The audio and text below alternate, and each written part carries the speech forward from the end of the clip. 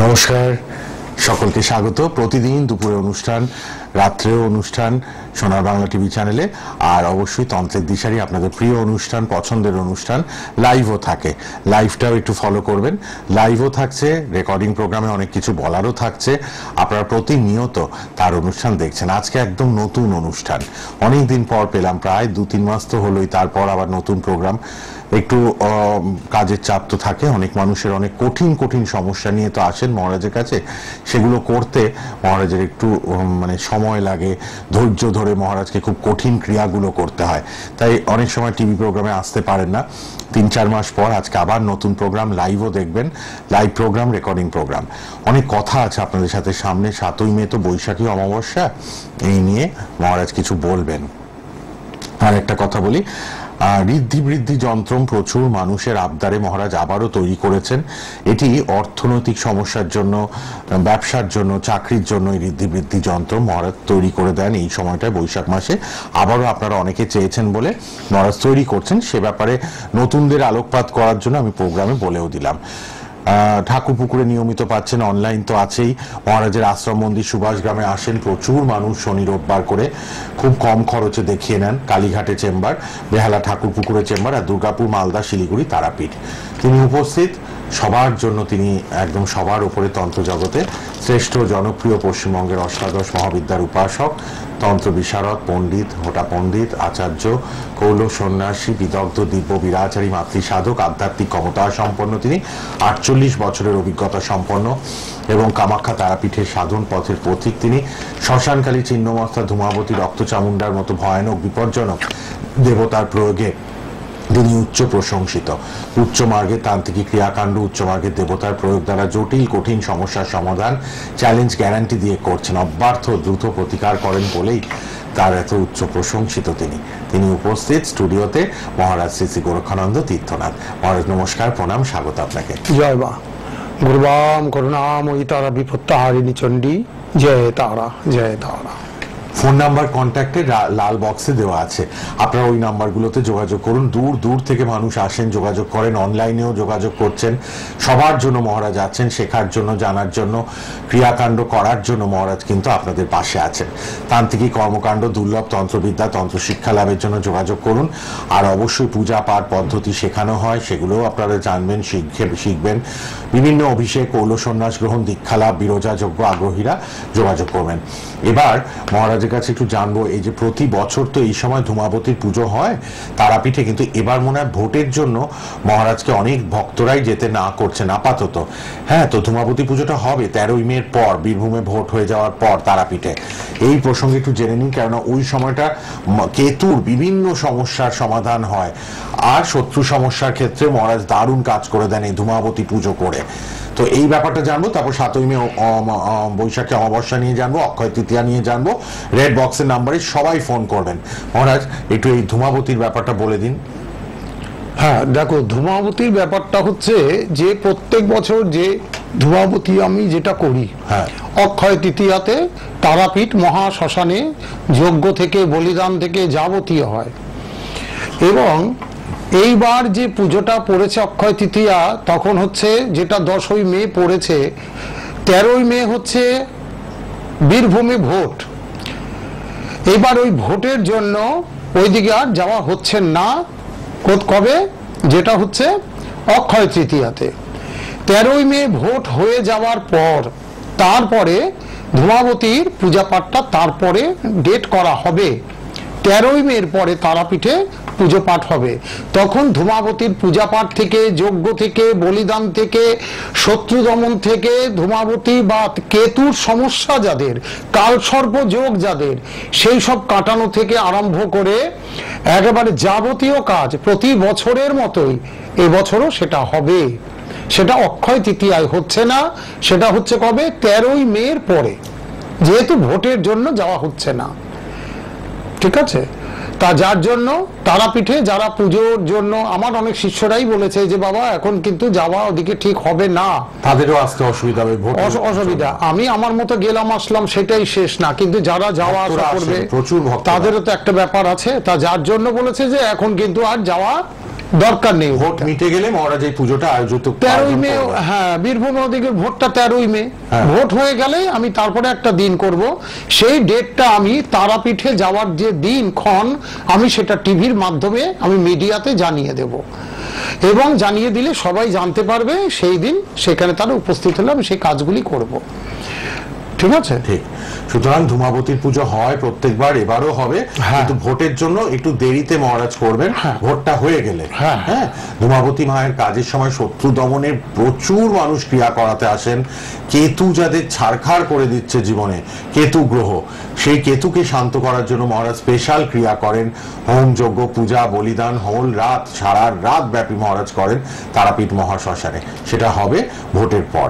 আরে যেটা হচ্ছে তোমার কথার মধ্যে বলি, এই যে ধূমাবতীটা করতে যায় কত লোক, এক বছর আগে যাদের কাজ করা হয়েছে, তাদের যাদের নার্ভের সমস্যা, নার্ভ জাতীয়, এগুলি কেতুর জন্য হয়, নার্ভ জাতীয় সমস্যাগুলো, তাহলে কেতুর সমস্যা মেটাবার জন্যই কিন্তু লোকে আসে আজকে ধূমাবতীর উপরে ক্রিয়া করার জন্য। এক বছর আগে করেছি, তারা দেখো কি কতটা ভালো আছে। এই বছর আবার অনেকেই আমাকে ফোন করে বসে আছে, জানে অক্ষয় তৃতীয়া যাব, আমি তখন তাদেরকে বলে দিয়েছি 13ই মের পরে আমি একটা দিন করব, তখন আপনারা গিয়ে কাজগুলি করাতে পারবেন। বাহ। আর অক্ষয় তৃতীয়াতে মহারাজ আপনার আশ্রম মন্দিরে সুভাষগ্রামে কিন্তু পুজো হবে, রুদ্র চণ্ডীর পূজা পাঠ হোম যজ্ঞ হবে। হ্যাঁ, যেই অক্ষয় তৃতীয়া ধূমাবতীটা করতাম তারাপীঠে, সেই পুজোটা এইবার আমি সেই পুজোটা না, সেই দিনটা আমি সেদিন রুদ্রচণ্ডীর ওখানে আমার গৃহ মন্দিরে পূজা পাঠ, তোমার যাগযজ্ঞ, মানে রুদ্রচণ্ডী যে পুজো, রুদ্রচণ্ডী পুজোটা করব এই কারণে, যেটা হচ্ছে রুদ্রচণ্ডী পুজোর জন্য তোমার শত্রু দমন, পারিবারিক উচ্ছৃঙ্খলাটা সেটাকে শান্তি করা, তারপরে তোমার অশান্তি, নানা রকম গৃহে ক্লেশ, বাস্তুর কাজ, অনেক রকম কাজগুলি কিন্তু এই রুদ্রচণ্ডীর মধ্যে দিকে করানো যায়। শত্রু দমন তো মারাত্মকভাবেই হয় রুদ্রচণ্ডী। আমরা যে দুর্গাপূজায় যে চণ্ডী আমরা পাঠ করি বা বীরেন্দ্র কৃষ্ণের যে চণ্ডী আমরা শুনি, এই রুদ্রচণ্ডী কিন্তু খুব সংক্ষেপে লেখা, কিন্তু এই রুদ্রচণ্ডীটা কিন্তু খুব মারাত্মক একটা এফেক্ট। এবং তার পুজো পাঠ, রুদ্রচণ্ডী পাঠ করলেই তার বলিদান মাস্ট, বলিদান লাগবেই তার জন্য। রুদ্রচণ্ডী পাঠ করে বলিদান করা, সেখানে যজ্ঞ করা, রুদ্রচণ্ডীর পূজা পাঠ করা, মানে একটা সারা দিনের একটা সময়ের ব্যাপার আছে, 1 ঘন্টা 2 ঘন্টার কোনো গল্প না এখানে। এই পুজোটা যেমন কঠিন তেমন তার অ্যাকশন, তেমন তার মানুষ ফল ভোগ করে, অর্থাৎ ভালো হয় তাদের। তো আমার এইটাই শান্তি, করব এবছর। ঠিক, এবং কবচটাও পাবেন মহারাজ যারা ভক্তরা চাইছেন। হ্যাঁ, অবশ্যই রুদ্রচণ্ডীর কবচ অক্ষয় তৃতীয়াতে মহারাজ তৈরি করছেন বাড়িতে, হোম যজ্ঞ পূজা পাঠ করে। মহারাজ এই কবচে শত্রু দমনের ক্রিয়াটাও হবে, কাজ পাবে, শত্রু দমনের যথেষ্ট ক্রিয়া হবে রুদ্রচণ্ডীতে, এবং অশান্তি যাদের পারিবারিক তারাও কাজ পাবেন, প্রচুর কাজ পাবে, প্রচুর। বা আর চাকরি পাচ্ছে না, ব্যবসা খারাপ, মানে অর্থনৈতিক সমস্যা, সেটাও কাজ হবে। যারা চাকরির জন্য দিনের পর দিন ঘুরছে, এই হচ্ছে না, সেই হচ্ছে না, ওই হচ্ছে না, চাকরির জন্য চেষ্টা করুক, ভালো জায়গায় তাদের চাকরি হবে। আমি করে দিয়েছি, এই কিছুদিন হয়েছে, 3 মাস হয়নি, চাকরি পেয়েছে। আমাকে গত অন্নপূর্ণা পূজার দিন আমার বাড়িতে, অন্নপূর্ণা পূজার দিন বাড়িতে এসে নমস্কার করে মিষ্টি টিষ্টি দিয়ে এবার বলছে, মহারাজ এটা আপনার, এটা মায়ের পুজোর। এই যে কথাগুলি, আমার এইটাই সব থেকে ভালো লাগে যে চাকরিটা পেয়ে গেছে ব্যাংকে, আমাদের যাদবপুরের থেকে এসেছিলেন উনি। বাহ। তো আমার এইটাই ভালো, আমার এইটাই তো শান্তি, আমার এইটাই আনন্দ লাগে। সবাই যদি কাজ পায় তবে তো আমার ভালো, তা না হলে তুমি আজকে বলো তো, এতগুলি বছর আমি দাপিয়ে চলছি কিসের উপরে? এই তন্ত্রের উপর দিয়ে আমি দাপিয়ে চলছি, দাপিয়ে চলবো। আমার বয়সটা থেকে টিভি প্রোগ্রাম, তাহলে 17-18 বছর হয়ে গেল টানা টিভি প্রোগ্রাম। একদম, আমার সোনার বাংলা ছাড়া আমি কোনো চ্যানেলে আমি যাই না। আমার সোনার বাংলা ঠিক আছে, সোনার বাংলা আমার সোনার ফসলই ফোটায়, সোনার ফসলই ফোটাবে, জয় মা তারা বলে। ঠিক। সুতরাং আপনারা শুনলেন অক্ষয় তৃতীয়াতে মহারাজের বাড়িতেই কিন্তু রুদ্রচণ্ডীর পূজা হোম যজ্ঞ পূজা পাঠ হবে, কবচ দেওয়া হবে। যারা শত্রু নিয়ে নাজেহাল, যারা চাকরি পাচ্ছেন না, অর্থনৈতিক সমস্যা, যাদের পারিবারিক অশান্তি, তারা কিন্তু এই রুদ্রচণ্ডী কবচ পাবেন। আপনারা রেড বক্সের নাম্বারে সবাই ফোন করুন, মোবাইল নাম্বারগুলো লিখুন, মোবাইলে কথা বলুন 9830743101 78908 56371 আর 7439186322 এই তিনটে নাম্বার লিখে নিন, রেড বক্সে আছে। বেহালা ঠাকুরপুকুর, কালীঘাট, দক্ষিণ কলকাতায় চেম্বার, বেহালা ঠাকুরপুকুর আর কালীঘাট। আশ্রম মন্দির সুভাষ গ্রামে আসছেন সবাই, সোনারপুরের পরেই। সুভাষ গ্রামে যেরকম ফ্রিতে দেখছি শনিবার করে, হ্যাঁ শনিবারটা, শুধু শনিবারটা বিনা ভিজিটে মহারাজ দেখছেন, বিনা ভিজিটে আপনাদের দেখছেন। ফোন করে সুভাষ গ্রামে চলে আসুন, শনিবার করে বিনা ভিজিটে মহারাজ আপনাদের দেখে দিচ্ছেন। আর মালদা, দুর্গাপুর, শিলিগুড়ি, তারাপীঠ তো আছেই। ভোটের পর তারাপীঠ যাচ্ছেন এবং অবশ্যই আপনারা ধূমাবতীর পুজো পাবেন করাতে। কেতুর সমস্যার জন্য মহারাজ এই সময়টা করে দেবেন। মহারাজ এবার আসি 7ই মে অমাবস্যা, বৈশাখী। হ্যাঁ, এই প্রসঙ্গে কে কি কাজ পাবে একটু বলে দিন মহারাজ। এই অমাবস্যাটা খুব গুরুত্বপূর্ণ, বৈশাখী অমাবস্যা। এই দেখো, বছরের একটা প্রথম অমাবস্যা, চৈত্র মাসে গেছে একটা বছরের শেষ অমাবস্যা। আর এইটা হচ্ছে বছরের একদম প্রথম অমাবস্যা বাংলার। এই বছরের যে প্রথম বাংলার যে প্রথম অমাবস্যা, এই অমাবস্যাতে যে কাজগুলি হবে, তন্ত্রের অনেক কাজগুলি আমার হচ্ছে এবং প্রচুর লোক আমার এখানে তারা বুকিং করে গেছে যে তন্ত্রের কি কি কাজ হবার জন্য। যেটা হচ্ছে যেই সব মানুষের দীর্ঘদিন ধরে মানুষ নানা সমস্যায় ভুগছে, নানা রকম সমস্যায় জর্জরিত। আজকে এই একটা অশান্তি, কালকে ওই একটা, আজকে এই একটা ঝামেলা, কালকে ওই একটা ঝামেলা, আজকে ঘরে ঝামেলা, কালকে তো বাইরে ঝামেলা, নানা রকম সমস্যার জন্য এই তন্ত্রের ক্রিয়াগুলি আমি ওইখানে করছি। এবং এই যে আগামী অমাবস্যা 7ই মে অমাবস্যা পড়েছে, এই অমাবস্যা যোগে আমি যেই কাজগুলি করতে চলেছি সেগুলি হচ্ছে, যেমন আমি ওটা দশমহাবিদ্যার উপর দিয়ে আমি কাজটা করছি। ওইটা কোনো আলাদা কোনো স্পেশাল ভাবে না, পুরো দশমহাবিদ্যার উপর থেকে আগামী অমাবস্যায় সেই কাজগুলি হতে চলেছে। এবং এই কাজগুলির মধ্যে দিয়ে এই 9টা গ্রহের প্রতিকার ওখান থেকে করা যায়, 9টা গ্রহের প্রতিকার করা যায়। কিন্তু কালসর্পযোগ বা মাঙ্গলিক দোষ যদি থাকে তখন কিন্তু মাঙ্গলিক অবধি করা যাবে, কালসর্পযোগ থাকলে কিন্তু করা যাবে না। এমনি কিন্তু 9টা গ্রহের কাজ করা যেতে পারে, তার মধ্যে মাঙ্গলিক থাকলে তার কাজটাও করা যাবে।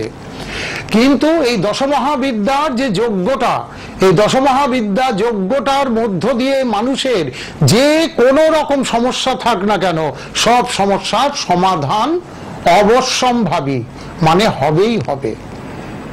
আর আমি যেভাবে শাস্ত্র মেনে যেভাবে কাজ করি, মানুষের না হওয়ার কোনো জায়গা নেই সেখানে। আমি এতদিন করে আসছি, এত বছর ধরে করে আসছি, এখনো করে যাচ্ছি, করে যাব। তা যার জন্য মানুষ ফল পাবে না তা তো হতে পারে না। মানুষ কাজ পাচ্ছে, মানুষ কাজ পাবে। আমার এখানে কাজ পাই না বলে কোনো কথা নেই।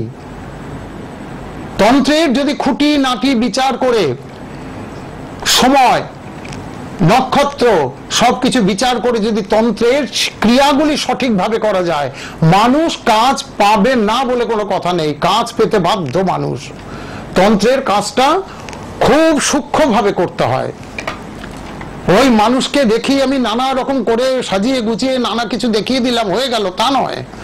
আমার বাড়িতে তো অন্নপূর্ণা পূজা হলো, আমি কবার আমি টিভিতে দেখিয়েছি, আমি তো চ্যানেলে খবর দিলে একটা ক্যামেরা চলে যেত, কি ছিল, কিন্তু আমি কি দেখিয়েছি? অন্নপূর্ণা পূজাটা একেবারে পুরো তান্ত্রিকী পূজা, একটা পুরো তান্ত্রিকী পূজা। এবং সেই তান্ত্রিকী পূজাটা আমি বাইরে কাউকে দেখাবার জন্য নয়, পূজা পাঠ বলিদান যাবতীয়। তাই মা অন্নপূর্ণা প্রতি বছরই করি, প্রতি বছর তো আমি দেখাই না। তাহলে এই যে আমার বাড়িতে যখন জগদ্ধাত্রী পূজা হয়, জগদ্ধাত্রী পূজাতে আমি খুব কম করে দেখাই, যেই জায়গাগুলি আমার বিশেষ ক্রিয়া থাকে সেগুলি আমি দেখাই না। জগদ্ধাত্রী পূজাটাও তো একটা তান্ত্রিকী বিরাচার পূজা, খেলা জিনিস নয়।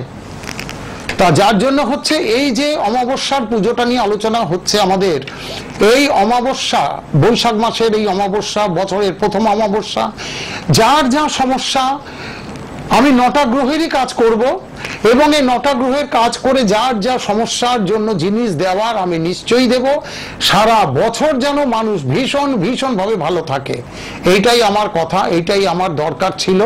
এবং এইটা বলার জন্যই মানুষকে আমি এইটুকু বলবো, ভালো করে শুনতে আমার কথাগুলো। কেন শুনতে বলবো? আজকে যেই কাজগুলি, যেই কথাগুলি আমি এখানে বসে বলে যাই এবং সেই অনুযায়ী আমার কাজগুলি আমি করতে থাকি এবং সেই কাজ আমি যেইভাবে করি ঠিক সেইভাবেই লোকে উপকার পায় আর সেইভাবেই লোক উপকার পাবে, এটাই আমি সব থেকে ভালো জানি। জয় তারা, জয় বাম বলে। মহারাজ তন্ত্রের শেষ ভরসা, তাই এত মানুষ ছুটে আসেন। আপনারা ফোন করুন, ফ্রিতে মহারাজ দেখে দিচ্ছেন, ফ্রিতে শনিবার করে তার আশ্রম মন্দির সুভাষ গ্রামে দেখে দিচ্ছেন। অনেক মানুষ আসেন, অনেক মানুষ উপকার পান।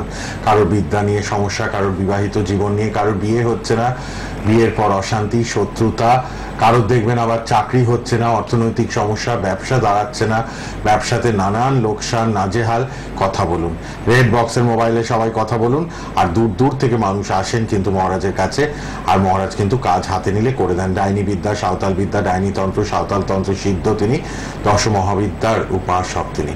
মহারাজ, এই যে মানুষের এত শত্রু, এই নিয়ে একটু বলুন না। এত শত্রু ছিঁড়ে খায় মহারাজ।